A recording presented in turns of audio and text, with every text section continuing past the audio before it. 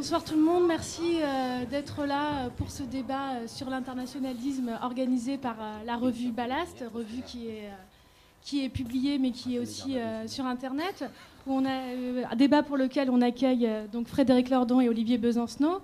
Et on remercie aussi Radio Parleur qui va enregistrer et diffuser, et l'équipe d'hors-série et le studio Durango qui vont filmer. Et normalement, ce sera disponible en ligne dans peu de temps. Et enfin, on remercie aussi la municipalité d'Aubervilliers, grâce à laquelle aussi on peut organiser ce débat. Donc rapidement, avant de présenter nos intervenants et de leur laisser la parole, juste 2-3 mots sur pourquoi ce débat nous a semblé intéressant et même essentiel. Pourquoi est-ce qu'on a besoin de penser l'internationalisme aujourd'hui ? On peut arguer d'une raison de principe, un peu une raison morale, etc. Mais ça semble être surtout aussi une raison pratique, pragmatique face à un système capitaliste qui, pour le coup, est international, un système progressiste, non progressiste, justement international. Ça, il semble exiger une réponse internationale et il ne paraît ni souhaitable ni possible d'en sortir seul. Et si ça semble être une évidence, l'internationalisme, on connaît bien sûr, l'international sera le genre humain.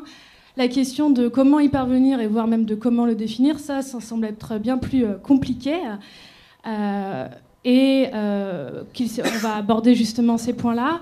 Et il nous semble aussi que la question se repose avec d'autant plus d'actualité après certains événements, qu'il s'agisse de l'expérience Syriza. La question se repose paradoxalement aussi en France avec le cadre d'une expérience nationale, l'élection présidentielle. Qu'est-ce qu'on nous propose en termes d'internationalisme ? Et l'enjeu qui semble être le plus important à présent, c'est comment avoir une exigence internationaliste sans se condamner à l'impuissance et comment penser pas seulement un idéal internationaliste, mais aussi une politique internationaliste. Donc pour parler de cela et pour nous donner des réponses, nous accueillons aujourd'hui Frédéric Lordon, figure, on peut dire, de la gauche radicale, connu notamment pour son analyse de la perte de souveraineté engendrée par l'Union européenne et la financiarisation, des conséquences de ce fait en termes de politique économique et sociale, et qui prône un internationalisme qui peut être conçu comme un internationalisme, en 2 mots, qui ne s'oppose ni à la nation ni à l'État, ces sujets étant notamment développés dans un de ses derniers ouvrages, Imperium. Et on accueille aussi pour débattre, pour s'exprimer sur ce point, Olivier Besancenot, ancien candidat de la LCR aux élections présidentielles, ancien porte-parole du NPA, qui a abordé plusieurs fois la notion d'internationalisme, par exemple dans Révolution, mais également dans le livre co-signé avec Ben Saïd, Prendre parti, ou notamment dans le chapitre sur l'internationalisme, vous affirmez, contre, il me semble, les accusations d'internationalisme abstrait et irréaliste, la possibilité d'un internationalisme sans frontières, en expliquant, en donnant des réponses concrètes, en essayant d'expliquer par exemple la possibilité de nourrir l'humanité, tout dépendant de la manière de produire et de distribuer selon vous sur ce point. Alors juste quelques mots sur la façon dont sera menée cette rencontre. Elle va être animée donc par plusieurs questions. On va essayer d'avoir des échanges divers autour de diverses questions et vraiment un débat, pas juste de longues prises de parole. On va aborder plusieurs questions autour de l'internationalisme et un mot également sur l'esprit de la rencontre qui, si on vous a invité, si on est très heureux de vous entendre, ce n'est pas pour faire un match de boxe comme certains l'ont cru.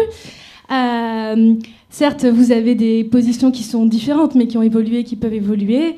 Et ce qui nous intéresse ici, c'est comment arriver vraiment à penser cette question avec vous, nous aussi à évoluer, et pour préparer l'avenir et agir sur l'avenir. Donc, on va, pour commencer, une première grande question.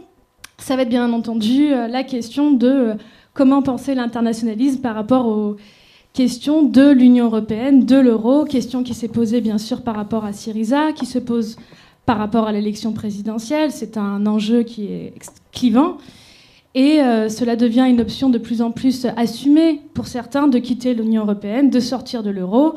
Depuis Syriza, depuis l'incarnation de l'échec de négociations avec les instances de l'Union européenne, ça semble être le cas de Tsipras qui, lui et son équipe, qui avaient comparé une sortie aux années 30, à une catastrophe nucléaire, etc. Je pense que vous êtes tous les deux d'accord pour dénoncer le projet européen tel que nous le connaissons, tel qu'il est institutionnalisé à présent, classiste, impérialiste. Mais bon, une fois ce constat fait, 2 visions peuvent s'opposer. Alors je vais un peu résumer, si je ne me trompe pas, ces deux visions que peut-être vous incarnez. Puis je vais vous demander de répondre d'abord chacun à ces questions un peu orientées, et puis après de débattre entre vous là-dessus. Il me semble qu'il y a deux visions, une fois ceci dit. Une qui assume la nécessité de penser une sortie de l'Union européenne et de l'euro. Frédéric Lordon, vous aviez dit que la sortie de l'euro était une condition nécessaire pour repenser le politique. Donc voilà, revendiquer par la sortie de l'Union européenne une ressaisie de la souveraineté nationale, de l'indépendance nationale. La question qu'on pourrait vous poser, c'est est-ce que sortir de l'Union européenne, ce n'est pas forcément tourner le dos à l'internationalisme, restreindre la scène de l'émancipation au cadre national et risquer de se faire doubler là-dessus par des partis nationalistes, voire fascistes, bien plus forts à ce jeu-là. On voit ce risque avec certaines campagnes de sortie, avec l'expérience du Brexit, puisque la politique menée par Theresa May semble tout à fait montrer qu'il peut y avoir un retour au national sans autonomie nationale, et que le Brexit ne semble pas pour l'instant empêcher la logique de la mondialisation capitaliste avec l'idée de faire une Grande-Bretagne mondiale, de Londres un paradis fiscal, etc. Donc pour résumer la question, qu'est-ce qu'on peut faire par rapport à ce risque? Comment créer, dans le cas de prôner une sortie de l'euro, de l'Union européenne, une sortie qui soit internationaliste? Autre vision possible, il me semble, par rapport à cette question de l'Europe, une vision qui a traditionnellement été celle du NPA, même si le débat, me semble-t-il, est vif au sein du NPA sur ce point, position que Olivier Besancenot vous avez défendue dans Révolution, celle de dire que l'Europe, même si bien entendu l'Europe des traités telle qu'elle existe est rejetée, n'est pas du tout un modèle qu'on souhaite, qu'il y aurait un certain progressisme dans l'idée d'Europe, même parce qu'elle rejette le cadre national, et que ce qu'il faudrait, c'est surtout construire une autre Europe, une Europe des peuples. Question dans ce cas-là, est-ce que pour le coup ce n'est pas un internationalisme ou un européisme abstrait, et que faire dans des cas concrets de chantage, comme dans le cas de la Grèce, où il semblait en tout cas difficile de penser une autre alternative que de soit se plier, soit sortir. Voilà, après cette longue introduction et cette longue question, je vous laisse la parole. Merci. Alors, vous avez commencé. Olivier, oui, non, mais d'abord, pareil, sur le cadre du débat, d'abord en toute détente, parce que là, dans l'ambiance, c'est vrai que c'est confiné, mais bon, c'est pas le grand débat, c'est pas les primaires, donc c'est vraiment un échange et on conçoit comme ça. Donc le risque de match de boxe faible. Voilà, est plus que faible, puisque pour moi il s'agit d'une vraie rencontre. Voilà, avec Frédéric, on a appris à se connaître dans le cadre des mobilisations, justement par rapport à la pratique, et je crois qu'on partage quelque chose de commun. Je dis pas ça pour cirer les chaussures, mais parce que j'ai cru déceler chez Frédéric, dans ce qu'il écrit, dans ce qu'il dit, un point commun, c'est l'idée de réfléchir à haute voix, c'est-à-dire pas avoir une pensée figée, que les événements, l'évolution du monde nous invitent à réfléchir au fur et à mesure, au gré de la réalité telle qu'elle est perçue, et que c'est tout le contraire d'une pensée figée, avec une invitation en plus, moi qui me tient à cœur, notamment la question de l'internationalisme, et donc j'y viens, qui est une question stratégique, c'est-à-dire de réouvrir des questions stratégiques fondamentales, c'est-à-dire de contribuer, de participer à sortir un peu la tête du guidon, puisqu'on est tous amenés à agir dans l'urgence, à travailler dans l'urgence, à chercher un boulot dans l'urgence, à résister dans l'urgence.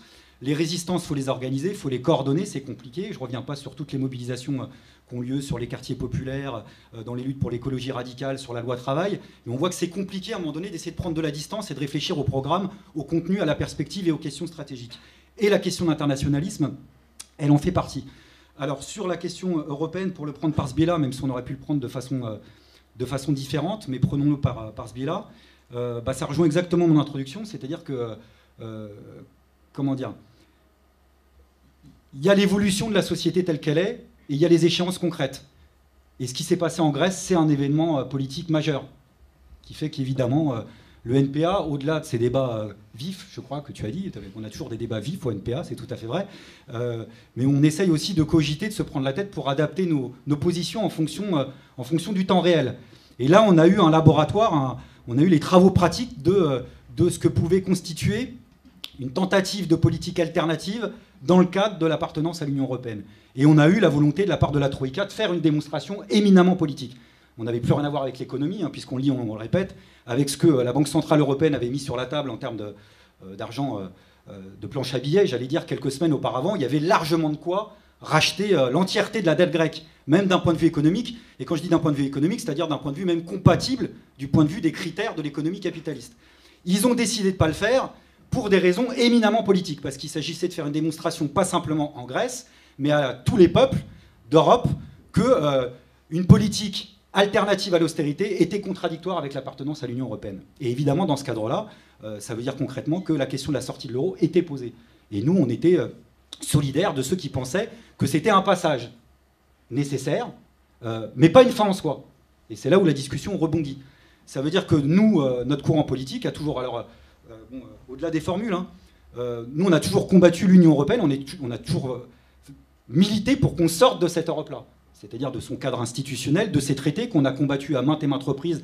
Et à chaque fois qu'on a eu l'occasion de nous donner la parole dans les différents référendums, on a milité pour qu'il y ait un rassemblement unitaire, pour qu'un nom de gauche s'exprime au traité qui nous a été proposé, hein, jusqu'en 2005, avec la campagne unitaire qu'on connaît et les discussions politiques qui ont suscité pas mal d'espoir à ce moment-là. Donc on a toujours été pour sortir de ce cadre restreint-là, qui est un cadenas politique, économique, y compris monétaire. Mais la question monétaire en fait partie dans ce cadre-là. C'est-à-dire qu'aborder la question de la sortie de l'euro comme une fin en soi, c'est là où, à partir de là, pour nous, c'est la première alerte. Il commence à y avoir une discussion qui renvoie y compris, donc je terminerai dessus pour ne pas être trop long dans ce premier truc, mais qui a une incidence en Grèce et dans le restant de l'Europe. La première incidence en Grèce, c'est que la question monétaire en Grèce, si on regarde bien dans le détail, elle ne s'est pas posée que du point de vue de l'appartenance monétaire à l'euro ou non et au retour au drachme. La question qui était posée concrètement en temps et en heure, c'était de savoir si un gouvernement qui voulait mener des mesures qui en réalité étaient finalement assez partielles, hein, la fin des plans d'austérité, un certain nombre d'acquis sociaux, mais enfin c'était loin d'être la révolution, mais même ça c'était déjà contradictoire avec le pouvoir du capital. La question qui était posée, c'était pas tant la sortie de l'euro que de savoir qui allait posséder, qui allait prendre la possession, la propriété du système monétaire lui-même, et donc du système bancaire.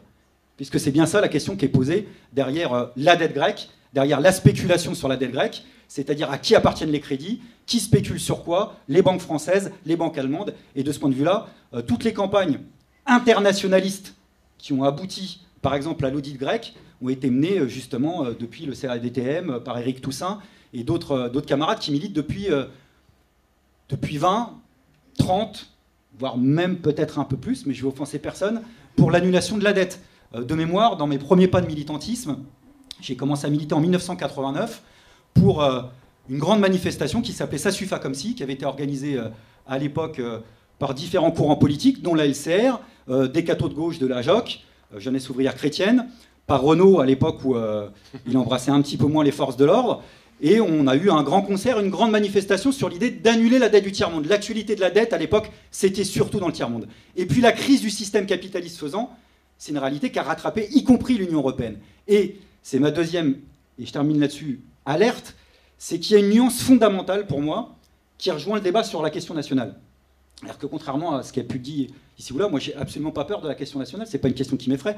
Elle est vieille comme le monde capitaliste, elle est vieille comme le mouvement d'émancipation. Et elle peut être féconde en termes d'émancipation, à la condition de bien comprendre qu'il y a quand même une différence entre la question nationale quand elle est posée dans les pays dominés ou quand elle se pose dans les pays qui dominent. Or, la Grèce, typiquement, est en situation de domination par rapport à la Troïka. Et là, en vrai, c'est-à-dire que pour ceux qui ont été là-bas, Place Syntagma avec les indignés, par exemple, j'ai pu assister, mais comme d'autres, à la descente, il n'y a pas d'autre terme, du convoi de la Troïka qui venait faire le tour des différents ministères pour relever les compteurs, avec un centre-ville fermé au public, avec l'armée qui accompagne le balai ministériel, qui accompagne le balai des fonctionnaires de la commission pour relever. Là, on voit concrètement ce que ça signifie en termes de rapport de domination. Évidemment, la France n'est pas la Grèce, de ce point de vue-là. Et quand on est militant qui se réclame de l'émancipation, c'est extrêmement important de l'avoir en tête, parce que ça renvoie à des rapports de domination importants, qu'on construit le monde tel qu'il est. Ce qui ne veut pas dire que les peuples qui vivent dans les pays qui dominent sont nécessairement responsables de la domination de leur pays, à la condition d'avoir une pratique internationaliste et de comprendre que la pratique internationaliste, c'est de lutter précisément contre leur propre pouvoir. Donc je termine là-dessus pour pas trop. Merci. Alors la confrontation des thèses va se doubler d'une confrontation des styles. Alors je sais que je suis voué à voir le rôle du personnage assommant, hein, donc tu pars avec un avantage comparatif, Olivier. Je vais révéler un peu les coulisses du débat. Laëlia nous a envoyé un conducteur tout à fait précis dont elle vous a donné les premiers éléments. Et il y avait une toute première question qui s'énonçait ainsi. Qu'est-ce que ce serait pour vous deux un internationalisme concret? Et là, j'ai fait un refus d'obstacle. Parce que je me suis dit, si on commence à répondre à ça, en fait, on tire la totalité du débat. Et en réalité, c'est les questions qui suivent qui vont nous aider à construire progressivement la réponse à cette question. Bon. Et puis voilà que je suis sur le point de me déjuger parce que la question numéro 2, telle que Laëlia l'a posée, en réalité soulève immédiatement, quoique sur le cas spécifique de l'euro, des enjeux qui sont tout à fait fondamentaux et que je voudrais dégager au fil même de l'énoncé de la question. Alors voilà, moi je dirais la chose suivante en préambule. À mes yeux, très généralement parlant, un internationalisme réel, c'est un internationalisme qui n'imagine pas, qui ne prétend pas qu'il va pouvoir sauter par-dessus le fait national, qui ne prétend pas qu'il va pouvoir s'en affranchir par un geste de simple déni et par un simple trait de plume. Le fait national demandant ici à être compris, alors ça c'est un débat sur lequel on aura l'occasion de revenir, hein, le fait national devant être compris dans toute sa généralité conceptuelle, c'est-à-dire au sens où le genre humain, celui de la chanson, le genre humain n'est pas une catégorie politique et que l'humanité existe historiquement à l'état d'ensemble fini distinct. Voilà, ça c'est la première chose. La deuxième chose, dirais-je, c'est que quand on a dit internationalisme, on n'a pas dit grand-chose. C'est un concept qui demande impérativement à être, premièrement, modalisé et deuxièmement, dialectisé. Modalisé parce que des internationalismes, il y en a de toutes sortes. Et d'ailleurs, votre question ou ta question, là, il y a le rappel. Ça, on le sait très bien, hein, il y a un internationalisme du capital. Alors la question l'évoque, tu parles du Brexit. Puisque la politique menée par Theresa May, dis-tu, dans cette politique, avec le Brexit, il y a retour national sans autonomie nationale. Le Brexit n'a pas l'air d'empêcher la logique de la mondialisation capitaliste. Bah, tu parles, évidemment. Il faut être Bernard Guetta ou Jean Quatremer pour soutenir que le Brexit va consister en l'établissement d'une muraille autour de l'île et que le Royaume-Uni va être coupé du monde. Le Royaume-Uni, c'est complètement neuneux. Enfin, c'est vraiment débile à un point, on se demande. Bon, qu'est-ce qui se passe là? Il se passe non pas une rupture avec la modalité capitaliste de l'internationalisme, il se passe une reconfiguration de la modalité internationaliste. Et en réalité, moi, je dirais, ce qui s'opère dans le Brexit, c'est la récupération par le Royaume-Uni d'un entier pouvoir de décision quant aux modalités de son insertion dans la mondialisation capitaliste. C'est elle qui va choisir comment elle s'y insère. Au demeurant, d'ailleurs, elle se prépare à doubler l'Union européenne sur sa droite, puisque je vous signale que l'une des forces motrices au principe du Brexit, c'était le fait que la City ne voulait pas être soumise aux quasi inexistantes régulations financières de l'Union, qui lui semblent encore beaucoup trop pesantes, et qu'elle voulait s'en affranchir. Bon, voilà. Donc, premier point, modaliser le concept. Deuxième point, alors là, je lis l'énoncé de la question. Est-ce que sortir de l'Union européenne, ça n'est pas forcément tourner le dos à l'internationalisme, restreindre la scène de l'émancipation au cadre national et risquer de se faire doubler par des partis nationalistes, voire fascistes, qui sont bien plus forts à ce jeu-là? Alors là, c'est pas que je m'apprête à te faire un coup bas, hein, c'est-à-dire, je vais considérer que c'est le débat ou l'air du temps qui parle par ta bouche. Donc je vais pas te créditer en première personne de cet énoncé, parce que moi, cet énoncé, évidemment, il a pour propriété de me hérisser le poil. Il me hérisse le poil parce que c'est vraiment reconduire tout ce débat à un schème antinomique. C'est même pas le national contre l'internationalisme, c'est le nationalisme contre l'internationalisme. Et c'est si vous voulez, ça c'est une misère de la pensée par antinomie. Ça ne veut pas dire qu'il n'y a pas de tension, je veux dire, j'entends bien. Mais quand on formule le problème dans des termes aussi rigidement antinomiques, on s'interdit presque par construction de dialectiser le rapport du national et de l'international. Bon. Et de l'internationalisme, pardon. Et en particulier, on s'interdit de penser les deux choses suivantes. Premièrement, il y a des retours au national ou des passages par le national qui peuvent être le meilleur service rendu à l'internationalisme. Et symétriquement, il y a des raidissements et des dogmatismes de l'internationalisme qui sont les meilleurs agents du nationalisme. Alors en particulier, le fait de renvoyer, selon les termes de cette antinomie, tout affranchissement d'avec le carcan européen à une dérive immanquablement nationaliste est un truc qui vous condamne, moi c'est ma thèse, hein, qui vous condamne à vous taper l'extrême droite un jour ou l'autre, à courte ou longue échéance, et maintenant à échéance de plus en plus courte. Donc ce qui fait que là se repose la question de qu'est-ce que c'est que la politique ?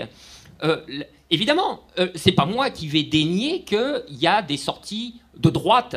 Il y a des sorties racistes, il y a des sorties nationalistes de l'Union européenne ou de l'euro. C'est une telle évidence, ça crève les yeux. Il faudrait être idiot pour en opérer le déni. Bon. Mais ce que je dis, c'est que les voies par lesquelles on peut sortir de l'Union ou de la zone euro sont multiples. Il y a ces voies de droite et il y a des voies de gauche. Et la politique, précisément, ça consiste à conformer le cours des événements, à peser sur le cours des événements pour le conformer dans la direction qu'on veut. Si bien que ce qu'il y a à penser, c'est hors de l'antinomie nationaliste versus internationalisme à propos de la question de l'euro, mais c'est comment agencer une sortie de la cage de fer européenne qui soit conforme aux visées de la gauche, c'est-à-dire à des visées progressistes. Voilà. Pour moi, c'est ça la question. Si bien que, et je vais m'arrêter là, à la question précise, que faire par rapport à ce risque et comment créer une sortie de l'Union européenne qui soit internationaliste, il y a deux réponses qui correspondent à deux lectures de la question. Alors, il y a la lecture littérale de la question. Comment opérer une sortie de l'Union européenne qui ne soit pas internationaliste, mais au sens le plus rigoureux du terme. Alors évidemment, la question lue tout à fait littéralement est absurde. C'est comme demander comment produire un cercle carré ou comment le baron de Munchausen se tire de la boue en se tirant sur les lacets. Bon, voilà, c'est bon, ça. Mais évidemment, il y a une toute autre manière de lire la question. Alors la manière intéressante, effectivement, c'est celle qui est suggérée par la piste qui est indiquée juste derrière, à savoir ce que disent à ce sujet France Insoumise, Unité Populaire, etc., etc. Bon, moi, sur cette question-là, je vais pas radoter, hein, j'ai dit déjà beaucoup de choses à ce sujet, mais en gros, et très simplement, si vous voulez, il y a deux choses qui vont aider à conformer une sortie politique progressiste. La première, c'est que, évidemment, l'euro n'est pas une fin en soi, ni d'un point de vue technique, ni d'un point de vue politique, ça va sans dire, mais surtout même pas d'un point de vue technique. Les sorties de l'euro sèches, ça ne mène à rien, ou plus exactement, ça mène à la reconduction de l'état des choses avec le degré de liberté supplémentaire du taux de change. En réalité, ce dont il est question avec la sortie de l'euro, c'est d'une réflexion complète, d'une réorientation complète du modèle de politique économique. Et évidemment, dans des directions qui soient socialement progressistes.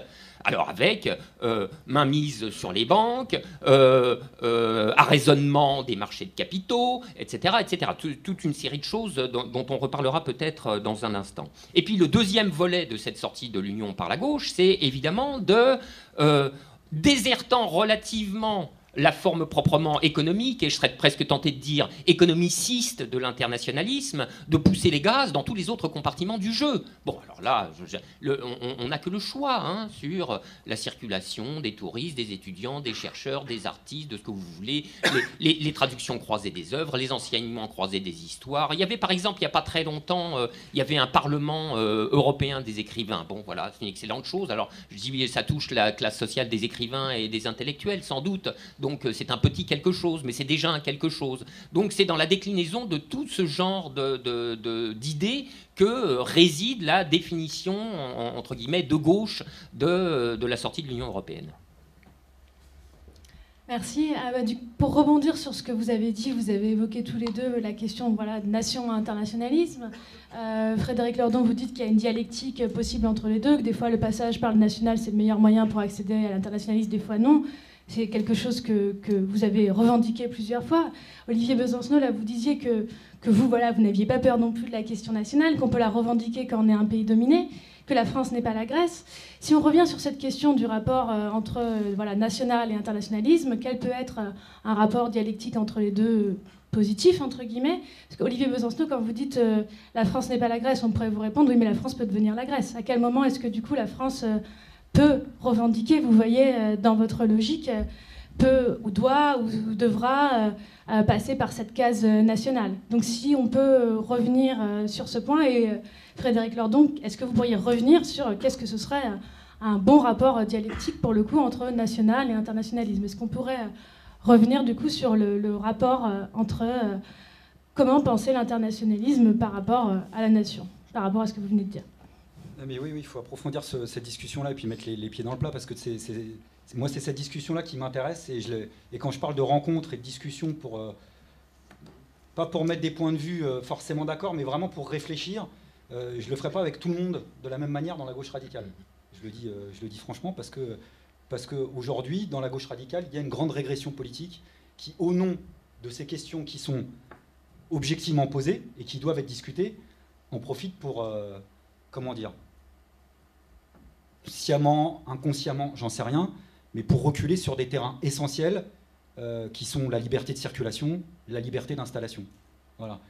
Et je le dis, c'est pour ça que je discute avec Frédéric pas de la même manière, et j'insiste là-dessus, parce que, sans nommer personne, mais vous verrez de qui je parle, quand j'entends dire depuis quelques années dans une partie de la gauche radicale que, bien entendu, la question du protectionnisme ne concerne que les questions économiques, que les questions de production, qu'il s'agit que de protéger nos emplois, et que, bien entendu, on ne reviendra jamais sur la question des êtres humains et de l'humanité elle-même, et puis que de fil en aiguille, on en arrive à dire que finalement les flux migratoires ne sont plus contrôlables, qu'on en arrive à dire que les travailleurs détachés viennent prendre le pain des nationaux, qu'on en arrive à dire qu'on n'est plus pour la liberté de circulation et qu'on n'est même plus en capacité, alors qu'on a le micro, qu'on vous tend devant des millions de personnes, dire qu'on est pour la liberté de circulation, d'installation, la régularisation de tous les sans-papiers. Évidemment, là, cette fois-ci, c'est mon poil à moi qui se hérisse, et là, la discussion n'est pas la même. C'est une rencontre, pourquoi? Et je l'ai dit, parce qu'en réalité, on vous a un peu bluffé avec Frédéric. On a commencé un petit peu la discussion il y a quelques jours en soutenant à Versailles un syndicaliste de la Poste. Et Frédéric, c'est quelqu'un qui me dérange, mais dans le bon sens du terme. C'est-à-dire que, comme j'ai eu l'occasion de lui dire, moi, en lisant Imperium, par exemple, j'arrive exactement au sens opposé.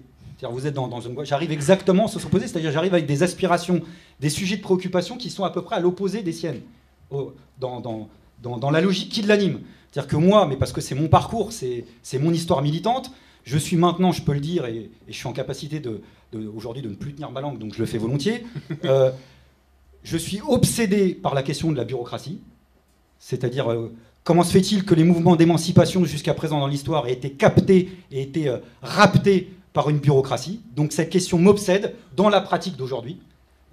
Et la deuxième chose qui m'obsède, c'est la question du nationalisme. C'est-à-dire, quand je vois à l'échelle de l'histoire les dégâts du nationalisme sur l'humanité, sur le mouvement ouvrier, évidemment, j'arrive avec moi ça. Alors quand je lis Imperium, évidemment, c'est le grand chassé-croisé. Mais c'est pour ça qu'il est dérangeant. C'est qu'en même temps, il nous renvoie, nous, je dis notre filiation politique au sens général du terme, même si je sais qu'il ne s'adresse pas à une catégorie en particulier, il nous renvoie aux angles morts de notre propre réflexion. Et la question qui est posée, l'angle mort de notre réflexion à nous, dans le cadre de l'internationalisme, je le vois là-dessus, c'est comment, à l'heure du XXIe siècle, définir un sujet d'émancipation. Tu utilises l'expression un ensemble défini et distinct, c'est-à-dire sur lequel on est prise. Et c'est ça dont on est orphelin. C'est-à-dire qu'on a besoin de savoir qui peut la faire, cette putain de révolution. On a besoin de savoir sur qui on pourrait s'appuyer pour regrouper notre propre camp. Et à partir de là, comme il y a un vide, et que la politique a horreur du vide, évidemment, on en arrive à vouloir trouver le bon périmètre du sujet d'émancipation. Et j'avoue de ce point de vue-là qu'on a une grande faiblesse dans le cadre de l'internationalisme, parce que le contexte politique renvoie à ça.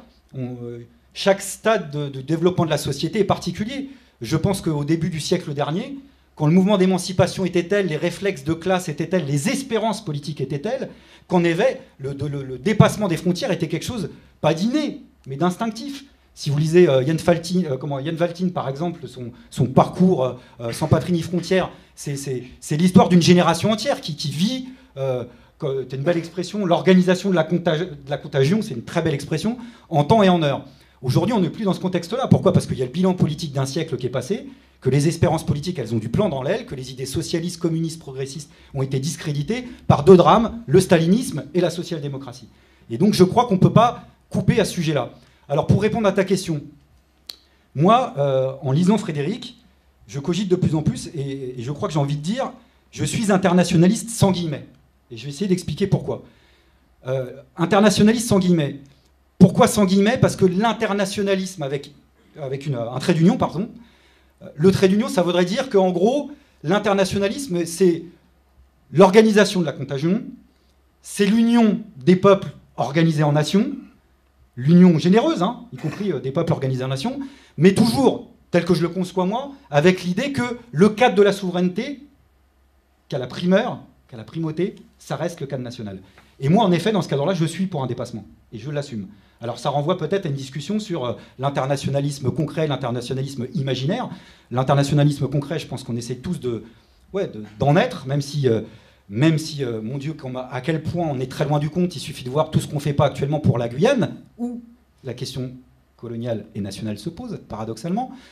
Mais j'ai envie d'assumer aussi cette part d'imaginaire, c'est-à-dire quelque chose qui renvoie non pas aux calendes grecques, sans mauvais jeu de mots, non pas à une perspective lointaine, mais en tous les cas à un projet de société. Parce que je lis, moi, la question de l'internationalisme à l'idée d'émancipation, qui est une vieille idée dans le mouvement ouvrier, mais qui va au-delà. Hein. Emmanuel Kant, quand il parle de son projet de paix perpétuelle, il le fait par rapport à l'idée qu'il a de la Révolution française quand il écrit en pleine période de réaction, à l'idée finalement qu'il a une formule magnifique en parlant de la Révolution française à l'époque, mais qu'on pourrait appliquer à la Révolution russe, aux révolutions latino-américaines, dire c'est des prophéties philosophiques. C'est-à-dire c'est des promesses de libération d'humanité instinctive qui doivent être remises en mémoire. Et dans cette promesse, dans cette prophétie philosophique, il lit la question, en effet, de l'union entre les peuples, avec des choses très concrètes. Il parle de l'abolition de la guerre, l'abolition des armées permanentes, et la question de la liberté de circulation dont j'étais en train de parler, c'est-à-dire le fait d'interdire à une personne sur l'humanité d'empêcher l'autre de circuler librement.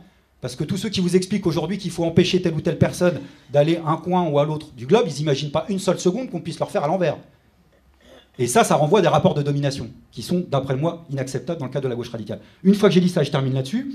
Je ne suis pas cosmopolitiste pour autant. Pourquoi ? Parce que, et ça rejoint des questions plus globales d'ailleurs que la question des nations, je crois aux identités particulières, je crois aux histoires singulières, je crois à l'unicité des peuples parfois et des individus, parce qu'on pourrait rejoindre la discussion entre individus et collectifs. Je crois à tout ça, donc je suis contre toute forme d'uniformisation. Je ne confonds pas l'unité et l'unicité. Pour moi, c'est deux choses qui n'ont strictement rien à voir. Donc, il y a un rapport pour moi entre le particulier et l'universel, et cette question-là, je crois qu'il faut se la poser sans en avoir peur, parce qu'elle rejoint une idée d'émancipation. Donc pour résumer, pour moi, le cadre national, si on le pose comme quelque chose qui a la primauté politique en termes de souveraineté, j'ai l'impression tout de suite qu'on va nous renfermer dans des espaces préétablis, des espaces fermés d'avance. Et je crois que le cadre national, à l'heure du développement du système capitaliste tel qu'il est, puisqu'on n'est plus à l'époque de la Révolution française, on n'est plus à la phase du début du système capitaliste, c'est un cadre qui peut étouffer. Et donc les cadres de l'émancipation peuvent passer par différentes dimensions, nationales, internationales, européens, et puis surtout locaux. Parce que si on prend les expériences réelles aujourd'hui, toutes les expériences qui donnent un petit peu à voir, parfois même avec l'illusion qu'on peut trouver des refuges au capitalisme, qui est encore une autre discussion, mais en tous les cas, c'est une souveraineté qui trouve sa place le plus près possible. Donc, pour résumer, je suis pour l'idée de souveraineté populaire, parce qu'elle pose des questions d'émancipation et des questions d'appropriation politique, démocratique et économique. Relier cette question-là au national en tant que tel, c'est là où je repars dans mon sens opposé, quoi. Voir. Alors, mon Dieu, Olivier, tu en as dit tellement que je ne sais plus par quel bout l'attraper. Il y aurait moyen de repartir de Kant, entre la paix perpétuelle. Il y a aussi l'histoire universelle du point de vue cosmopolitique, où Kant, s'il formule l'horizon cosmopolitique, se garde bien de nous diriger vers la perspective de l'État mondial, dont il dit qu'il ne pourrait être que despotique. Alors, il y a quelque chose, ça, c'est un passage où il va très vite, mais il y a quelque chose à méditer là-dessus. Je vois bien que là, le point qui te pose une difficulté, tu l'as énoncé toi-même en disant « le cadre de la souveraineté, c'est le national ». Alors, mais je ne peux être qu'en plein accord avec cet énoncé-là. C'est tellement vrai, ça. Mais c'est tellement vrai qu'à mes yeux, c'en est presque trivial. C'est-à-dire, ou plus exactement, pour consolider la valeur de vérité de l'énoncé, je le retournerai carrément en disant « c'est le périmètre sur lequel s'exerce la souveraineté collective qu'on appelle la nation ». Voilà. Donc, tu vois que ça sous-détermine assez largement le concept de nation, et même plus exactement ses actualisations historiques concrètes. En réalité, moi je plaide dans tout ce débat, comme je vous en ai donné l'idée il y a un instant, je plaide pour le rejet des formulations antinomiques des problèmes, parce que ce sont des obstacles à la pensée. Si bien que je pourrais dire de l'internationalisme la même chose que... je pourrais dire à propos de la dialectique État ou dépérissement de l'État, frontière ou pas de frontière, internationalisme versus nationalisme, exactement la même chose. C'est pas dans ces antinomies que se situe le problème. Si on se met en demeure d'avoir à choisir, par exemple, entre État ou pas d'État, ou bien entre parti et pas de parti, vous voyez, je pense qu'on loupe l'essentiel. Et qu'en réalité, l'essentiel, les vraies questions à poser sont toujours des questions de forme. C'est toujours des questions de forme. Qu'est-ce que c'est que la forme désirable de l'État? J'anticipe un peu sur des questions qui vont venir. Qu'est-ce que c'est que la forme désirable de l'État? Ça me semble être une question bien plus intéressante et en réalité nécessaire, inévitable, quand il s'agit de discuter de l'État.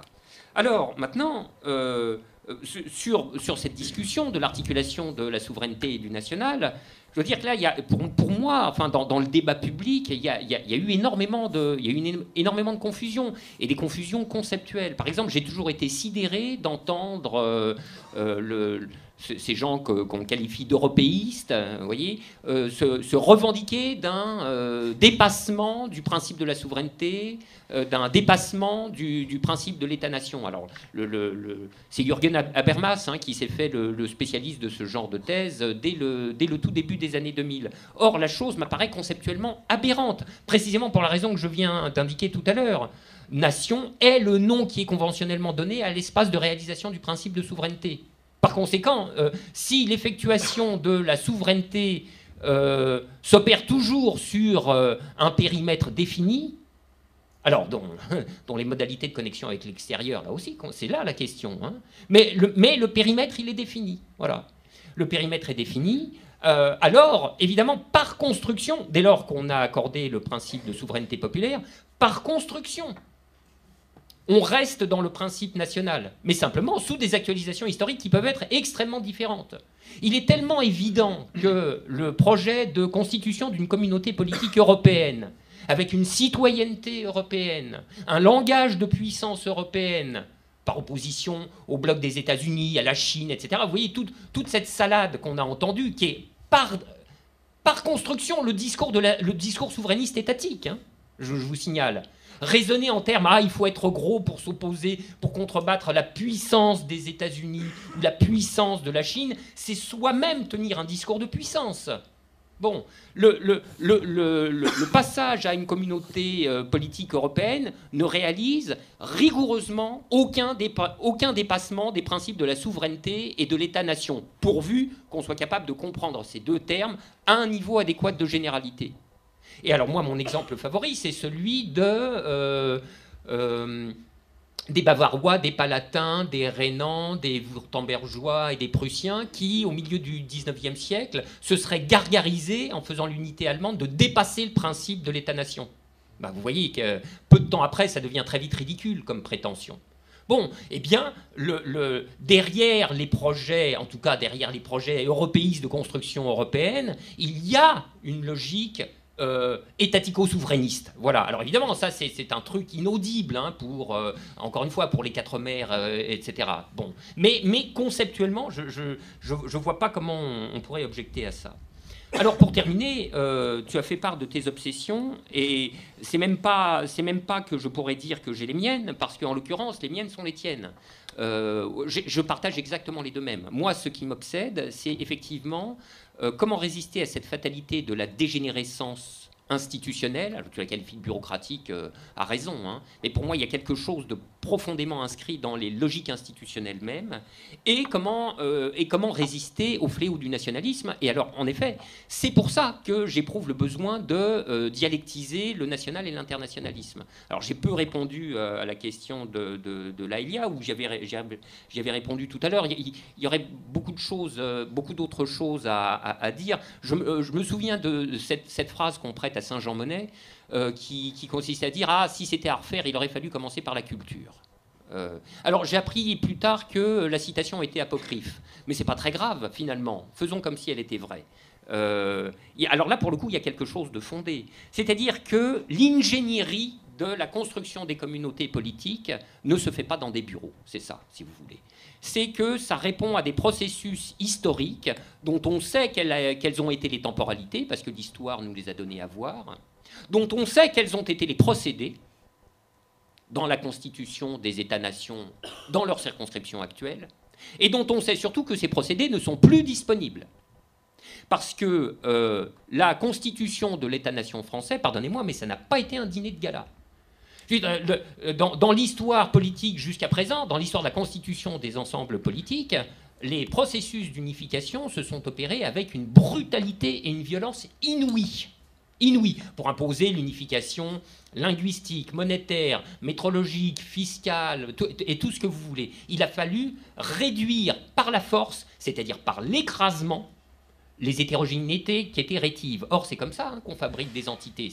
Il s'agit toujours d'agréger des hétérogénéités. Quels sont les processus disponibles pour agréger les hétérogénéités européennes dans une communauté politique de rang supérieur? Alors, c'est là que on ne peut plus faire la même chose que c'est le décret de Villers-Cotterêts, l'édit de Villers-Cotterêts et tout ce qui s'en est suivi, et la réduction par la force des particularismes régionaux. Donc, ça va être rendu à d'autres processus historico-politiques dans lesquels, effectivement, la culture tiendrait une très grande place. Et c'est pourquoi, moi, je considère, c'est là de l'importance de dialectiser les rapports du national et de l'international, je considère que l'intégration politique à proprement parler vient pour parachever ces processus. Elle ne peut pas être posée en amont. Donc c'est à ça qu'il faut réfléchir, ce qui nous emmène dans des horizons temporels très éloignés, sans doute.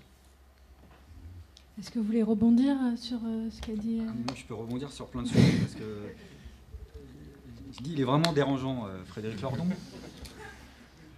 Parce qu'en effet, quand tu dis la forme et les mots, on peut, avec des mots très différents, parfois dire la même chose, et d'ailleurs, peut-être c'est tant mieux.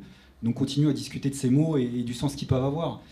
Tu dis, si je ne trahis pas ta pensée, la nation, c'est l'appellation, c'est la forme, le périmètre de la souveraineté. Donc, dans ce cadre-là, en effet, tout est nation. Si on le prend au sens global, comme Tunisien invite, tout est nation. Parce que des formes d'expression de souveraineté très concrètement, telles que j'ai pu moi... je donne des exemples en vrac, mais il peut y en avoir beaucoup d'autres. Hein. Le sous-commandant Marcos et l'armée Zapatis au Chiapas, c'est une région qui s'affronte à l'État et à l'État mexicain. Des exemples de souveraineté populaire dans un autre domaine, c'est quand l'Argentine rentre en faillite, le mouvement de récupération des usines, qui est raconté par le film de Naomi Klein de Tech, c'est des formes de souveraineté. Donc ça veut dire que le Chiapas c'est une nation, que l'usine argentine est une nation, si on part de l'idée qu'en gros c'est un périmètre. Le problème c'est pas que ça, c'est-à-dire la façon dont le mot nation est investi, on lui donne un autre sens. Et d'ailleurs le souverainisme, c'est le souverainisme national en général, alors sauf à discuter d'autres choses, mais la souveraineté populaire pour moi c'est une autre histoire, et pas simplement par rapport aux constructions de l'histoire qu'on est quand même obligé d'évoquer, c'est-à-dire que, je disais, on n'est plus dans la phase de construction du système capitaliste, il y a quand même un processus d'éloignement, où là, en effet, on pouvait dire que, quelque part, le peuple et la nation, en France, en tous les cas, se juxtaposaient. Il y a eu quand même un processus d'éloignement, je ne sais pas comment le dire, entre la nation et le peuple, dans l'histoire française, à la fois du fait des actions du peuple, et à la fois... du fait des actions de l'État français, à la fois du fait des actions du peuple français, c'est les barricades de juin 48, la première révolte ouvrière contre la bourgeoisie, cette fois-ci, et plus simplement l'aristocratie, deux sinistres mémoires, avec le sang qui coule sur les trottoirs parisiens, c'est la Commune de Paris, dont le périmètre est la commune, d'ailleurs, et pas la nation. Donc il y a déjà cet éloignement qui vient du bas, et puis il y a un éloignement qui va du haut. C'est quand même au nom de la nation qu'on a organisé la Première Guerre mondiale. Donc en tous les cas, comment dire que c'est la forme naturelle, pour moi, c'est, je sais pas, ça, comment dire, j'essaye de faire abstraction de mes idées et de mes réticences premières, mais je trouve ça excessif. Voilà, je trouve ça excessif et périlleux parce qu'on sait, et tu l'assumes d'ailleurs, qu'il y a une compétition politique assumée avec d'autres courants qui vont amener la discussion, sur autre chose. D'où mon insistance à parler de l'internationalisme sans ce trait d'union, pour essayer aussi de... Aimé Césaire, il a une très belle formule dans son discours sur le colonialisme en 1965, où il s'attaque au colonialisme, et vous savez avec quelle fracture politique et quelle explosion littéraire et politique va avoir ce texte-là. Il revendique la mise en contact des peuples entre eux. Et il dit que les peuples qui ne sont pas en contact entre eux, c'est des peuples qui s'étiolent et qui meurent d'asphyxie. Moi, je crois au contact des entités souveraines, là où elles auront envie de définir leur souveraineté. Et si on parle d'internationalisme concret, je voudrais citer 2 exemples. Parce que c'est vrai qu'on est tous coupables, je crois, de pas, au-delà de la discussion qu'on a là ce soir et de la discussion plus générale, de ne pas suffisamment agir pour donner un sens à cette solidarité concrète. Même si y a des mouvements qui ont du sens par rapport à la Palestine. Mais je voudrais par exemple vous parler du Kurdistan. On faisait des délégations unitaires régulières au moment du printemps kurde, par exemple, pour de fait lever l'état de siège à Diyarbakir ou dans d'autres villes. L'état de siège imposé par le gouvernement turc. Je rappelle que cette organisation, toujours classée comme organisation terroriste au moment où je vous parle, c'est-à-dire le PKK, mène une lutte armée en défendant le droit des femmes, en défendant un certain projet d'émancipation appelé le confédéralisme démocratique, à la fois contre le gouvernement d'Erdogan, contre la dictature d'Assad et contre l'État islamique. Vous dire à quel point ils ont besoin de nous pour essayer de renforcer leur combat. Mais ils réfléchissent eux aussi à haute voix. Et c'est un courant qui vient plutôt du marxisme-léninisme. Pour ceux qui connaissent, c'est quand même pas tout à fait mon école, on va dire ça comme ça, pas tout à fait en phase avec quelques affinités libertaires que je me découvre de plus en plus ces dernières années, mais ils ont radicalement changé d'opinion. Le confédéralisme démocratique, par exemple, alors là, ça vaudrait une soirée de discussion entière avec eux sur l'idée qu'ils ont, par exemple, du dépassement de la lutte de l'État-nation. Jusqu'à présent, et eux continuent à se battre pour le droit à l'autodétermination. Eux sont un peuple. Eux se battent pour qu'on reconnaisse la singularité de leur peuple. Parce qu'ils ont une culture, une histoire, une langue qui est bafouée, pour laquelle on peut crever dans certains pays. Ils se battent pour ça, mais ils disent maintenant on a réfléchi, on ne veut plus du cadre de l'État-nation parce que c'est un cadre qui va nous étouffer nous-mêmes. Et on veut une fédération communale de toutes les régions, de tous les peuples de la région. Ça, c'est des pistes par rapport à ce qui naît aujourd'hui. Je dis ça parce que c'est important, ça rejoint notre échange. C'est-à-dire, si vous discutez avec des militants ou des dirigeants du PKK, ils n'auraient jamais eu le même discours il y a une dizaine d'années. Et on espère tous qu'on progresse sur ce type de discussion-là. Ma deuxième et dernière réflexion, je l'évoquais un peu trop rapidement, c'est la question nationale quand on la pose en France. Là non plus, je ne veux pas aller dans l'actualité la plus brûlante, mais c'est quand même surprenant de voir des grands représentants politiques célébrer le droit à l'autodétermination en Crimée quand il s'agit de parler de la Russie, et oublier d'en parler quand on en parle en Guyane. Vous voyez ce que je veux dire ? La question coloniale, elle est posée en France, précisément pour répondre à ta question, et même si on a flingué ton fil conducteur, je te le dis quand même. C'était un peu voulu, mais précisément parce que la France ne devient pas la Grèce. La France n'est pas la Grèce. L'État français n'est pas l'État grec. Ne l'a jamais été ces dernières années et ne le sera pas là même prochainement. Ça, pour le coup, je crois que c'est vraiment de la spéculation. Et de rentrer dans un discours qui consiste à dire, c'est le fameux déclinisme. La réalité du peuple grec à qui on a mis la tête sous l'eau dépend en grande partie de la spéculation des banques françaises et allemandes. Alors la France n'est pas tout à fait l'Allemagne non plus. Pas faire de la démagogie, je suis quand même un minimum conscient. Ceux qui me disent qu'il y a en effet des bougées au sein du camp des grandes puissances impériales et que l'Allemagne a pris un pas d'avance sur la France dans son développement politique, économique, soit, je ne suis pas borné, j'avais constaté. N'empêche que ça ne fait pas basculer la France pour autant dans la périphérie de l'Union européenne. Se dire ça, c'est se raconter des histoires, et des histoires dangereuses. Parce que du coup, on en oublie la responsabilité qu'on a par rapport à notre propre impérialisme. D'où l'internationalisme concret. C'est-à-dire, ne pas oublier, mais toi je sais que tu ne l'oublies pas, et qu'on ne l'a pas oublié sur la place de la République, par exemple. C'est la réalité de la France-Afrique, la réalité de ce pays qui, exception mondiale, se permet d'intervenir tous les ans et demi sur le continent africain avec des interventions militaires pour défendre des intérêts de multinationales françaises. pour piller des richesses de pays qui n'auront pas à disposition et ensuite leur reprocher des flux migratoires. Vous voyez, c'est là où, comment dire, on a une responsabilité particulière qui dépasse les mots, parce que là, la question qui est posée, c'est en effet la pratique. Mais quand on comprend cet internationalisme-là qui ne refuse pas en effet de discuter de la question nationale, on comprend aussi qu'être internationaliste en France, c'est lutter contre le fait colonial et reconnaître le droit à l'autodétermination. Je vais peut-être choquer les gens, mais aux Antilles, en Guyane, et puis en Kanaki, je termine là-dessus, ma deuxième grande expérience militante d'internationalisme concret, parce que l'internationalisme, c'est pas, comment dire, c'est pas que, c'est pas un fait moral, c'est pas dire je vais me donner bonne conscience et essayer de me libérer d'un fléau en donnant. C'est aussi beaucoup prendre. Les Kanaks, la grotte d'Ouvéa, le massacre qui a eu suivi des accords ensuite qu'on suivi pour le droit à l'indépendance, on a été quelques organisations à accompagner ce mouvement-là. Et quand on rencontre par exemple des Kanaks aujourd'hui, je peux vous dire que le contact, la mise en contact dont parlait Aimé Césaire, c'est quelque chose de jouissif. C'est-à-dire quelque chose qui ne renvoie pas au lendemain, mais qui renvoie à une part de liberté, d'émancipation individuelle, y compris qu'on peut arracher ici et maintenant. Et ça, parfois, c'est appréciable. Alors, moi, je pense que il y a toute une série de difficultés dans ce débat qui viennent de la distinction, ou plutôt non, la confusion entre deux plans de discours qui sont pourtant, ou qui n'importe de différencier. Il y a le plan conceptuel, il y a le discours conceptuel sur la nation, la souveraineté, l'État, et puis il y a le discours politique. Et tout le travail, évidemment, c'est d'essayer de rabouter les deux, tout en préservant cependant leur autonomie relative ou l'autonomie relative du plan conceptuel. Et dans le plan conceptuel, précisément, il faut faire le but de la manœuvre, c'est d'essayer de produire des concepts dotés d'une certaine généralité, c'est-à-dire des concepts qui vont au-delà des faits historico-politiques que nous avons sous les yeux, qui dépassent les faits historico-politiques que nous avons sous les yeux. Exemple, le concept de souveraineté.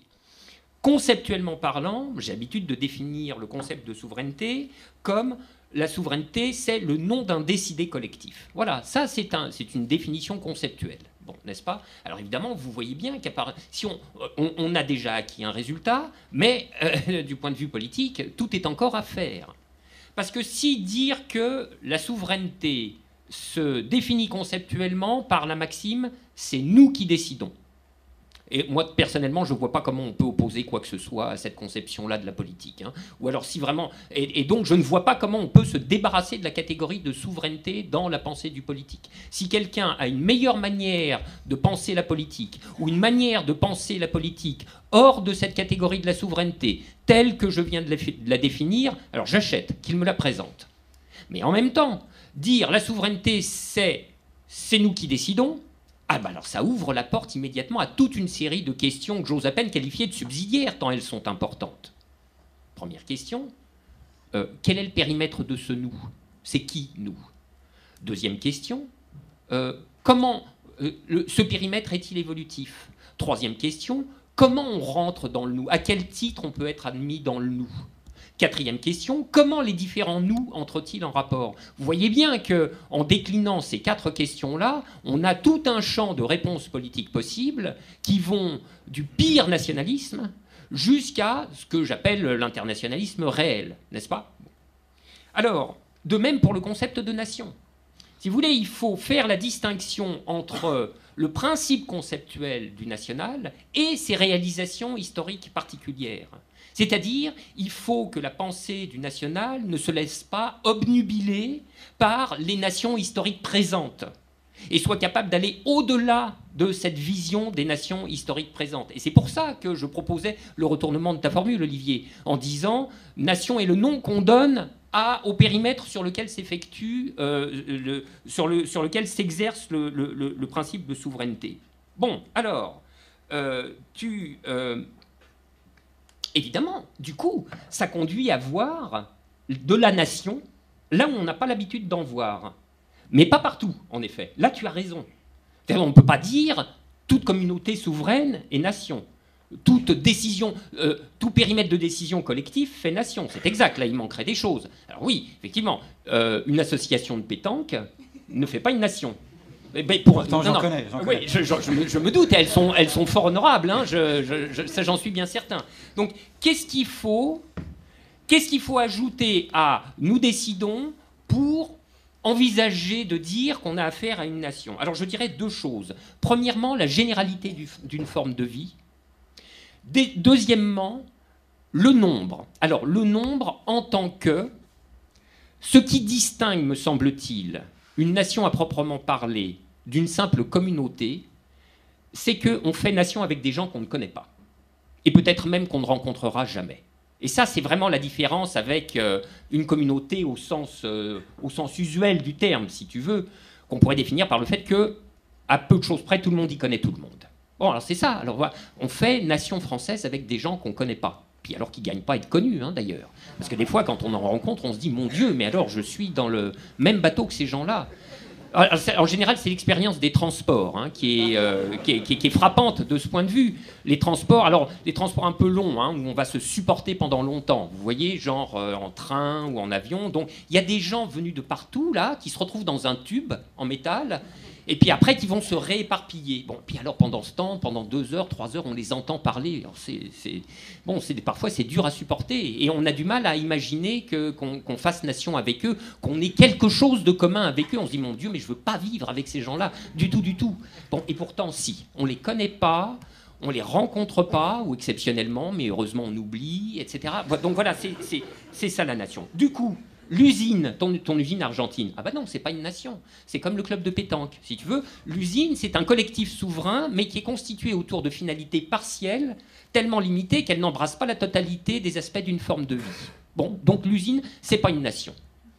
Le Chiapas, pour moi, c'en est indiscutablement une. Indiscutablement. Alors, il se trouve que c'est une configuration particulière, puisque nous avons affaire à une enclave nationale prise dans une autre construction nationale qui l'entoure et puis qui, au demeurant, essaye de lui faire la peau. C'est pas simple. C'est pas des configurations inconnues. Hein. Tu te souviens, le Haut-Karabakh, l'Arménie, etc. Bon, voilà, ça pose des tas de problèmes. Mais pour moi, c'est une nation. Puis d'ailleurs, elle n'hésite pas à se qualifier comme telle. Tu le sais bien. Hein. La ZLN, l'Armée Zapatiste de Libération Nationale. Alors, évidemment, là aussi, ça suppose, faudrait pas rabattre le national du Chiapas sur notre national à nous. Là, il faut faire jouer à plein la généralité du concept pour avoir accès à ces déclinaisons différentes et qui peuvent varier considérablement. De même, le Rojava. Alors moi, je commence à m'y intéresser un peu, j'ai du retard, donc j'essaye de combler, je pioche, c'est pas facile parce que la littérature croît et embellit, etc. Mais pour l'instant, de ce que j'ai lu, rien ne me convainc de renoncer à l'appellation d'État-nation, entendue toujours au sens conceptuel le plus général du terme, pour parler du Rojava. Alors évidemment, c'est un État-nation qui explore une forme inédite, je ne sais pas s'il faut aller jusque-là, mais en tout cas une forme tout à fait originale au regard de celle que nous connaissons dans l'Union européenne, etc., etc. Et c'est pour ça que je leur dis, pour moi, c'est ça le truc, hein, c'est la question de la forme. Il faut accéder à la généralité du concept et puis après se donner la possibilité de faire toutes les différences dans les actualisations historico-politiques possibles. Et alors là, l'histoire est d'une grande puissance créatrice, parfois. Donc elle peut des fois inventer des trucs qui nous dépaysent complètement. Voilà. Mais c'est des questions de particularité des formes. Oui, peut-être pour rebondir sur quelque chose que vous avez dit, Olivier Besancenot, sur comment faire en sorte d'avoir à des moments des souverainetés, alors qu'on l'appelle nationale, collective, etc., qui ne soit pas impérialiste, qui soit le contraire d'une logique de solidarité internationale. Voilà, vous parliez par exemple de certaines politiques de la France qui, sous prétexte ou en revendiquant une indépendance, une souveraineté par exemple économique, va avoir des politiques impérialistes en Afrique. Qu'est-ce que vous en pensez, si on revient sur cette question-là, qu'est-ce que vous en pensez aussi, Frédéric Lordon, sur le fait que voilà, vous dites comment on définit ce nous, comment on fait pour que ce nous ne se définisse pas contre un autre nous, justement? Alors le périmètre du nous, parce que dans le petit quiz qu'on avait là sur qui est nation, qui ne l'est pas, il y a les nous qu'on ne connaît pas, qu'on n'a pas envie de voir. Toi, tu as évoqué le métro. Moi, tout de suite en tête, quand on a parlé, j'ai pensé à d'autres personnes en France. avec qui je me sens aucune affinité. Et je revendique une rupture avec cette partie de la société française et de la nation française, qui est la classe capitaliste, vous l'appellerez comme vous voulez, les exploiteurs, les patrons, les méchants, les décideurs, les employeurs, toutes les formules que vous voulez, mais on voit de qui on parle. Quand moi j'ai déjà utilisé à plusieurs reprises cette formule, j'ai dit parce que je l'ai ressenti comme ça dans le cadre de rassemblements européens ou internationalistes auxquels j'ai participé, que je me sentais plus d'affinité avec un retraité grec qu'avec un capitaliste français, je le ressens dans ma chair. Je me sens aucune affinité. Ces gens-là, je les croiserai jamais dans le métro. Mais je fais pas corps avec eux. Voilà. Parce qu'il y a un autre élément qui rentre en compte, qui n'est pas simplement chargé par l'histoire de notre pays, de notre histoire et de l'histoire de l'humanité tout court, mais qui renvoie à l'actualité, qui est la question sociale, bien entendu. Qui est la question de classe, moi je l'appelle comme ça, mais qui est la question de classe, et qui renvoie au sujet d'émancipation. Pourquoi le siècle passé, l'idée du nous, et c'est là où toi tu marques des points, enfin tu ne marques pas des points pour marquer des points, mais disons que tu m'embêtes, parce que je sais que ça renvoie à notre difficulté de trouver ce fameux périmètre. Moi j'aimerais le trouver. Je crèverais d'envie de trouver le bon périmètre, qui soit le périmètre de la souveraineté, qui parle à tous et qui nous permette de dire, ça nous donne confiance, on sait qui est ce nous, et du coup on va y aller. Parce qu'on sait qu'on est orphelin de cette identité collective qui se définit d'elle-même par des discussions, par des idées, par beaucoup de pratiques aussi. Au début du siècle passé, ça s'appelait le prolétariat. Hein. Et des générations entières, militantes ou pas, ont vécu avec cette idée-là. L'idée que leur affinité propre se passait au-delà des frontières. Dans un pays comme la France, où à un moment donné, nation et peuple n'avaient fait qu'un. Donc pour ça, comme tu l'as dit, je te rejoins là-dessus, les développements. Alors si on essaie de prendre la discussion comme tu proposes de le faire, c'est-à-dire d'aller dans la globalité de la notion au-delà des phases de développement particuliers, il y a quelque chose qui nous renvoie quand même à l'actualité, c'est-à-dire pour essayer de répondre à la définition que tu donnes. Comment on peut définir ce nous? Moi, je crois à la vertu de la pratique dans ce cadre-là. C'est-à-dire pour essayer de... Parce que je crois que tu seras d'accord avec moi sur que je n'ai pas besoin de faire des grandes sorties pour dire l'importance de la question sociale, de la question de classe, de la frontière sociale. Voilà, parce que cette frontière-là, elle pèse énormément dans notre société. Quand on voit le phénomène de concentration de richesse, pour ceux qui bégayent et qui transpirent, quand François Hollande vous dit la France n'a pas de visage, j'invite toujours à lire 2 magnifiques GPS. Le premier, c'est un universitaire belge qui s'appelle Geoffroy Gens, qui est aussi des obsessions, il est un peu comme moi. Lui, c'est un grand maniaque, il piste tous les conseils d'administration en France, en Europe et dans le monde. Donc il tient une espèce de bon tas mondain, comme ça, de tout le répertoire de ceux qui siègent, qui ont à la fois des titres de propriété dans ces conseils d'administration ou qui sont là au titre de conseillers. Et vous retrouvez beaucoup de responsables politiques recyclés, bien entendu. Et vous vous rendez compte à quel point il y a un degré de consanguinité. C'est-à-dire que non seulement ces gens-là, on les connaît, ils ont un visage, ils ont des noms, des prénoms, mais qu'en plus, comme ils siègent les uns chez les autres, en fait, ils sont beaucoup moins nombreux qu'on pourrait le croire. Et le deuxième bon GPS en termes de frontières de classe et de phénomène de concentration de richesse, c'est l'ONG Oxfam qui publie son rapport annuel. Et donc là, vous avez vu qu'ils ont sorti qu'en France, je crois, de mémoire, c'est 21 milliardaires qui possèdent plus que 40% de la population, et qu'on a, dans le monde entier, 8 milliardaires qui possèdent plus que 3,5 milliards d'habitants. 8 personnes qui ont des noms et des prénoms, qui ont un visage, qui ont 8 visages, possèdent plus que la moitié de l'humanité. Je dis ça à ceux qui nous renvoient à l'idée que la lutte pour avoir prise, parce qu'il y a le problème de notre camp social et de son périmètre, mais dans la difficulté de l'ère du temps, il y a aussi l'idée qu'on n'a pas prise sur notre adversaire, parce qu'il serait pas... On ne pourrait pas l'attraper, puisque la finance n'a pas de visage, puisque c'est des fonds de pension, paraît-il, puisque c'est les retraités californiens, puisqu'ils sont tous sur leur plage, qu'en réalité, c'est beaucoup plus complexe qu'avant, quand on avait un patron sous la main. Bah écoutez, 8 personnes, c'est un chiffre sur lequel on peut tout à fait avoir prise. C'est presque séquestrable, on pourrait dire, 8 personnes, pour rejoindre l'actualité de nos luttes ouvrières. Donc on peut avoir des périmètres qui sont liés à cette fracture sociale à partir du moment où on la revendique. Voilà, et à partir du moment où on l'assume. Et de là, en effet, dans la question de l'internationalisme, pour ça que moi je la lie aux questions d'émancipation, je les lie aux questions sociales, et je les lie aussi à cette idée de contact. Je termine là-dessus. Je crois que j'ai eu l'occasion d'en parler quand on a vu la rencontre avec l'interview dans la revue Ballast, de ceux qui doivent nous questionner parce qu'ils viennent ils viennent d'un point de vue où la question nationale était authentique et reste authentique, c'est justement ceux qui sont victimes du colonialisme. Quand ceux qui ont lutté pour la négritude, ont lutté pour le droit à l'autodétermination, voire le droit à l'indépendance, nous amènent aujourd'hui, comme Édouard Glissant par exemple, à des concepts de créolisation, c'est-à-dire l'idée qu'il croit au mélange, en effet, il croit à ce contact dont parlait Aimé Césaire, à ce brassage. Et il oppose l'identité reclue, l'identité close, celle qui va se rétracter sur elle-même, à l'identité partagée, à l'identité relation, à l'identité rhizome. Il reprend ça de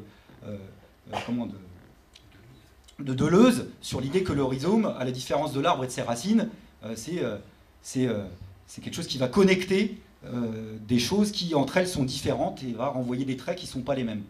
Donc l'idée de métissage et de mélange. Alors cette idée-là, ça peut renvoyer à l'internationalisme imaginaire que tu peux critiquer, mais en même temps, je sais que toi tu le vis, c'est-à-dire que dans le temps réel, place de la République, à Nuit debout, ça allait au-delà de l'organisation de la contagion, qui est cette expression que définitivement j'adopte, mais il y avait autre chose qui est en train de se passer, parce que le brassage dont on parle, c'est pas que le brassage culturel. Les identités singulières auxquelles je crois moi, c'est une multitude d'identités singulières, qui ne sont pas liées simplement aux cultures, à la langue, au parler, à la couleur de peau, aux religions ou quoi que ce soit. L'identité singulière, c'est la singularité de l'individu. On est tous particuliers. Ça aussi, c'est ma grande obsession du bilan du stalinisme et de la bureaucratisation. C'est d'avoir voulu construire le socialisme comme on construit une caserne avec une armée de clones, où on niait la question individuelle. Donc ce brassage-là, c'est aussi ça qui renvoie au projet internationaliste, mais je pars un peu dans tous les sens, je m'égare. Non, ben, je vais partir dans tous les sens aussi. Alors, écoute, moi il se confirme le caractère choral de nos interventions, et j'aime beaucoup ça. Hein. Donc chacun est dans sa petite ligne mélodique, mais ça ne fait pas une cacophonie pour autant. Souvent, Imperium a été lu comme une espèce, on aura l'occasion de revenir là-dessus, j'en suis sûr, comme une espèce d'apologie de l'appartenance en tant qu'elle correspondrait à des identités uniques, etc. Il faut vraiment avoir mauvaise vue ou mauvaise foi pour avoir lu ça dans Imperium, qui dit très explicitement le contraire. Donc évidemment, je veux dire que les appartenances soient multiples, imbriquées, entrecroisées, etc. Tous nous l'expérimentons à notre manière. Donc c'est pas un résultat bouleversant, même s'il vaut la peine d'être rappelé. Mais il y a un moment que nous avons en commun une appartenance particulière, qui est notre appartenance à la communauté politique. Alors là, c'est pour ça que tu as dit quelque chose. Mais tu vas voir, c'est exprès pour te taquiner. Oui. Tu as parlé de tous les méchants avec lesquels tu ne te reconnais aucune affinité, et tu as dit « je ne fais pas corps avec eux ». En réalité, si. Tu fais corps avec eux, quoi qu'à ton corps défendant. Mais vraiment défendant. Mais oui, mais bien sûr. Mais moi, les fâcheux que j'aurais envie de précipiter par la porte du TGV, c'est pareil. C'est à mon corps défendant, bien sûr. Mais si tu veux, ça, c'est des questions quasiment tautologiques, si tu veux. Le fait que nous fassions corps avec eux, quoi qu'à notre corps défendant, quoi qu'en dépit de ce que nous n'ayons nous ne nous sentions aucune affinité avec eux, est malgré tout, malgré nous, attesté par le fait que ça nous plaise ou non, nous continuons de constituer la nation française avec eux, en l'occurrence. Bon, si vraiment on ne faisait plus corps avec eux, ça voudrait dire qu'on les aurait foutus dehors. Mais pour de vrai, ça existe. Hein. En 17, le prolétariat ne veut plus faire corps avec la bourgeoisie. Alors il y a une guerre civile. Quand on veut arrêter de faire corps avec d'autres, il y a deux solutions offertes par l'histoire. Solution à froid, la scission, Tchéquie, Slovaquie, à froid. Et la guerre civile. Bon, alors là, le corps constitué par ces gens qui ne s'aimaient plus révèle qu'il a cessé d'être viable. Tant qu'il existe comme corps, ce qui est attesté par le fait qu'il y a une citoyenneté, tout le monde a le même passeport, on a les documents d'identité, la même sécu, etc. On paye les impôts dans la même caisse, etc. Quoi qu'on en ait... Tu vas un peu loin. Tu vas un peu loin sur les impôts. Eh ben, justement, voilà. S'ils payaient leurs impôts. Voilà, c'est ça. Mais justement, alors ça, c'est très bien. Alors, mais ça, c'est un point de vue, si tu veux, c'est un point de vue normatif dont tu sais qu'il me va très bien. C'est-à-dire, moi, je pense que les gens qui se soustraient à la charge contributive de la collectivité se mettent d'eux-mêmes en dehors de la communauté politique. Si bien que j'ai toujours considéré que étaient 1000 fois plus éligibles à la citoyenneté française tous les clandestins qui ne rêvent que d'une chose, de payer, d'être régularisés, pour payer des cotisations, pour payer des impôts, parce qu'eux, ils voient cette perspective avec joie, pour la raison simple qu'elle signifierait enfin leur intégration dans la citoyenneté. Eh bien, ces gens-là la méritent 1000 fois mieux que Bernard Arnault, Johnny Hallyday, etc., qui se baladent sur la planète comme dans un self-service à passeport fiscal. Voilà. Alors, bon, voilà, ça effectivement, tu vois, ça peut faire un critère normatif hein, de qui on fait venir dans le nous, par exemple. Bon.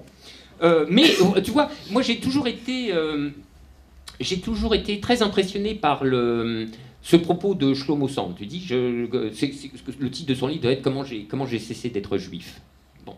C'est très intéressant ça, parce que Shlomo Sand, intellectuel critique de la politique israélienne, etc., etc., et on attendrait plutôt qu'il rompe avec, évidemment, la politique gouvernementale, mais dans la foulée, avec la citoyenneté israélienne. Mais il ne dit pas du tout ça. Il dit, mais moi, la politique du gouvernement israélien, elle me sort par les yeux, je ne la supporte pas, je l'abomine, je l'exècre. Mais qui puis-je ? Je suis ancré dans ce territoire par la localité de mon existence. Et que je le veuille ou non, que je l'aime ou pas, ceci est ma communauté nationale d'appartenance et je ne peux pas m'en extraire, sauf, alors, effectivement, à tout rompre, à devenir apatride ou à changer de nationalité, etc. Ça, c'est vraiment... c'est pas des mots creux, hein, ne plus faire corps. Ça engage des choses extrêmement lourdes, aussi bien du point de vue individuel que du point de vue collectif. Du point de vue collectif, je l'ai dit tout à l'heure, la guerre civile. Du point de vue individuel, c'est le départ, la répudiation. Non, ce groupe-là, je ne le supporte plus, je ne veux pas en être, et donc, je m'en vais. Voilà. Alors, bon, c'est des choses tout à fait lourdes. Alors, bon, après, très bien, supposons, il y a un groupe et il y a un autre sous-groupe dans le groupe et on ne se supporte plus. Et puis, il y a une guerre civile et finalement, c'est les Russes blancs, ils finissent, je ne sais pas, à Montparnasse, où tu veux. Bon. Alors, est-ce qu'après, comme tu disais, parce que tu cherches le bon périmètre, bon, est-ce que le bon périmètre, ça serait celui où on serait tous d'accord ? Tu vois ? Non, t'es d'accord. T'es d'accord qu'on ne serait pas tous d'accord. Voilà, c'est ça. Non, c'est juste ça que je voulais préciser. C'est-à-dire, si on définissait le bon périmètre comme ça, alors évidemment, il n'existe pas. Il serait dangereux. Même. Il serait même dangereux, en effet. Oui, je peux remettre sur le bon, mais voilà. Sur le périmètre, en effet, non, quand je dis trouver le bon périmètre, c'est le bon périmètre sur lequel le sujet va se révéler à lui-même, va exprimer en effet sa souveraineté et va élaborer ensemble un avenir collectif à partir du nous collectif. Pour moi, c'est ça la discussion. Et évidemment, dans cette discussion, c'est l'espace démocratique. Donc, c'est la confrontation démocratique. C'est surtout pas le tout le monde d'accord. Précisément parce que je crois, et c'est pour ça que, évidemment, l'usine n'est pas une nation, évidemment, la communauté collective n'est pas une nation, évidemment... les questions de souveraineté, pour autant, se posent à différentes échelles, et c'est précisément parce qu'elles se posent à des échelles totalement différentes, probablement même qu'on ignore dans notre discussion, parce qu'on n'a pas idée de ce que demain peut nous réserver, parce qu'elles seront simplement l'expression de mouvements collectifs, mais qui nous interrogent sur la relation de ces différentes échelles et périmètres de souveraineté. Parce que précisément, je suis contre l'autarcie. Même, être internationaliste, c'est aussi réfléchir en ces termes-là. Si on réfléchit différemment, je suis contre l'idée qu'on se replie sur soi, pas simplement pour des raisons, humaines, philosophiques. Mais si vous prenez simplement la crise écologique, c'est exclu, si on a des idées un tant soit peu égalitaristes, qu'on puisse penser, par exemple, qu'on laisse telle ou telle population jouir de richesses naturelles qu'elle aurait en nombre localement, alors que d'autres régions à côté sont en train de crever. Il y a une nécessaire coordination entre ces différentes formes de souveraineté qui s'expriment. Moi, je l'appelle démocratie. Là, c'est des discussions sur l'État et ce qu'on met derrière. Mais pour moi, le périmètre, il n'y a pas... comment dire ? Quand je dis on rêverait tous, c'est justement pour nous appeler à dire qu'il n'y a pas de raccourci possible. C'est-à-dire, moi, j'ai renoncé à trouver le bon périmètre. Parce que je me méfie des bons périmètres. Et je crois que les périmètres, ils s'inventent au fur et à mesure des luttes collectives. Et il y a des périmètres qui nous sont imposés. Et le périmètre dont tu me parles, par rapport à la nation française, quand tu le ramènes, non pas à tes partenaires de TGV, mais à ceux dont je parlais tout à l'heure, alors l'expression, elle est peut-être forte, elle renvoie en effet à notre lot de contradictions. Le choix individuel, ne plus faire corps, ce sera en effet qu'il y ait une séparation. Donc je pourrais partir, si je ne peux plus les blairer tous autant qu'ils sont, ceux qui tiennent 95% de la production journalistique. Mais je me sens vachement plus légitime qu'eux. Donc, je suis pour cette rupture politique qui, avant la guerre civile, s'appelle révolution. Et comme on va bientôt fêter le centenaire, il se trouve, et j'en ai parlé à Frédéric, que je suis dans cette réflexion en permanence, qui a plein de défauts, qui a plein de limites, qui a plein de critiques, mais qui est un degré d'auto-organisation populaire à une échelle absolument inégalée. C'est-à-dire que là, pour le coup, le périmètre de souveraineté et d'émancipation a rarement été atteint dans l'histoire. Mais ça a été d'abord la rupture politique, et en réaction, la guerre civile. Alors personne ne souhaite la guerre civile. Moi, précisément parce que je suis un internationaliste, je suis pour la liberté de circulation de tout le monde. Si les idées anticapitalistes arrivent au gouvernement, il y a en effet, pour le coup, une minorité d'individus qui auraient, cette fois-ci, des vraies raisons d'être fâchés. D'être fâchés, mais vraiment. Pas la session de catch qu'on connaît habituellement depuis 30 ans avec le MEDEF, qui est jamais content de ce qu'on lui fait, qu'on a ras-le-bol, parce qu'il croule sur les charges et qu'on en a ras-le-bol. Eux auraient des vraies raisons, puisque nous, ce qu'on propose de faire, nous, au sens large du terme, hein, pour satisfaire nos besoins sociaux, c'est de déposséder ces individus de la propriété qu'ils ont sur des pans entiers de l'économie. Donc là, pour le coup, tu as des raisons d'être en colère. On ne les empêcherait pas de partir. S'ils veulent partir en Suisse, ils partiront en Suisse avec une partie de leur fortune personnelle, mais leur richesse liée au patrimoine économique, on peut en avoir la possession collective. Et on pourra probablement rien faire contre la fuite des cerveaux, et Johnny partira en Suisse, et on arrivera peut-être à s'en remettre, mais c'est pas sûr. En tous les cas, la question qui est posée, cette question d'appartenance et de faire corps, alors peut-être que c'est ça qu'il faut approfondir. D'ailleurs, tu dis, sur les impôts, les travailleurs sans papier payent leurs impôts. Je le redis à chaque fois, mais c'est très important. Les travailleurs sans papier payent leurs impôts. Ils ont des fiches de paye. Les travailleurs sans papier, pour tous ceux qu'on a visités sur des chantiers, sur des bâtiments, ont une fiche de paye qui est falsifiée, qui est sous une fausse identité, qui est parfois sous l'identité d'un cousin, d'une cousine, peu importe, pour les femmes et les hommes, toujours avec la complicité de l'employeur, mais c'est une vraie fiche de paye. Donc avec une partie du salaire qui renfloue les caisses de la sécurité sociale.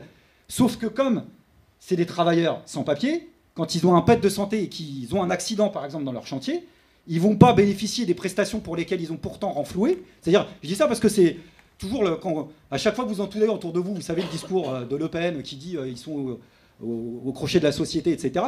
C'est l'exact opposé, c'est-à-dire ils ne peuvent pas bénéficier de prestations pour lesquelles ils payent. Voilà. Et donc peut-être qu'en fait, si on prend ton raisonnement, je ne sais plus comment tu l'as formulé, mais tu formules toujours les choses très bien, dans tous les cas ça me convenait, comme critère de corps commun, les travailleurs sans papier payent leurs impôts, les capitalistes ne les payent pas.